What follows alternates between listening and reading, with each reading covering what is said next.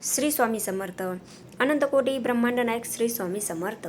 आपल्या या यूट्यूब चॅनलमध्ये सर्व स्वामी सेवेकरी ताई व दादांचे स्वामीमय स्वागत आहे. सर्वांना नमस्कार.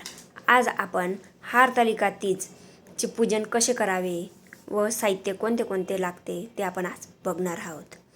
हरतालिकेसाठी 2 मूर्त्या, एक सखीची आणि एक माता पार्वतीची.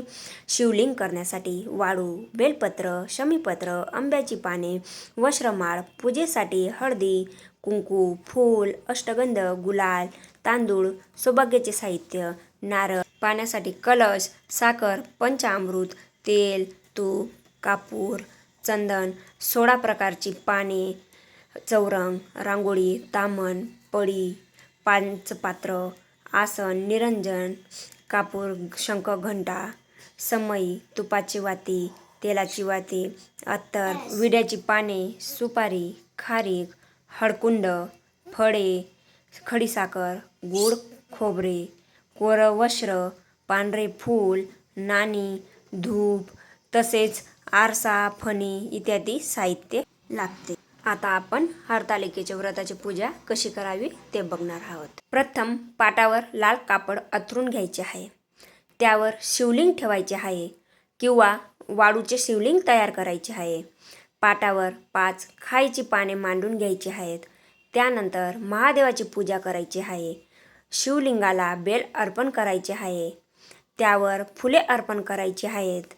पाटावर तांदूळ ठेवून त्यावर पार्वती व सखी यांची मूर्ती ठेवायची आहे. त्यांची पूजा करायची आहे. पार्वती माता आणि सखी माता यांना ओटीचे साहित्य अर्पण करायचे आहे. मनोमन प्रार्थना करायची, पूजा करायची. आता आपण जी 5 पाने मांडली आहेत त्यांच्यावर एक पानावर खारीक, खोबरे, बदाम, हळकुंड, सुपारी हे 5 प्रकारचे पानांवर ठेवायचे आहे. त्यानंतर देवांना खडी साखरेचा नैवेद्य दाखवायचा आहे. धूप, दीप, अगरबत्ती ओवाळायची आहे. त्यानंतर पुढे फळांचा नैवेद्य दाखवायचा आहे. त्यानंतर आपली हरतालिकेची कथा वाचायची आहे. कथा वाचून झाल्यावर शंकराची आरती करायची आहे.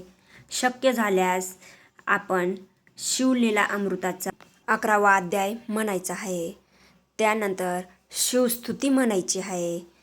अशा प्रकारे हरतालिकेची पूजा करायची आहे. सर्वांना श्री स्वामी समर्थ.